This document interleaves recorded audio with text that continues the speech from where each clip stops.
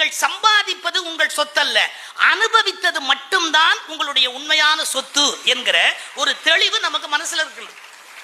நீ என்ன அனுபவிச்ச அப்படிங்கிறது ரொம்ப முக்கியம். சில பேர் சேமிச்சதை திருப்பி திருப்பி பார்த்துக்கிட்டே இருப்பான். பார்த்தீங்களா, ஒருத்தன் தான் படாத பாடுபட்டு சேர்த்தது எல்லாத்தையும் ஒரு தங்க கல்லா மாத்தி வீட்டு தோட்டத்துல புதைச்சு வச்சுட்டான். டெய்லி எடுத்து எடுத்து பார்ப்பான், தோண்டி எடுத்து அப்படி. பக்கத்து வீட்டுக்காரன் பார்த்துட்டான்.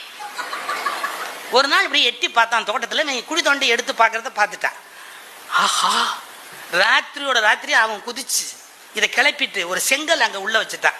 மறுநாள் இவன் ஆசையா எடுத்து பார்க்கலாம், அதை எடுத்து இப்படி பார்த்தான் பாருங்க.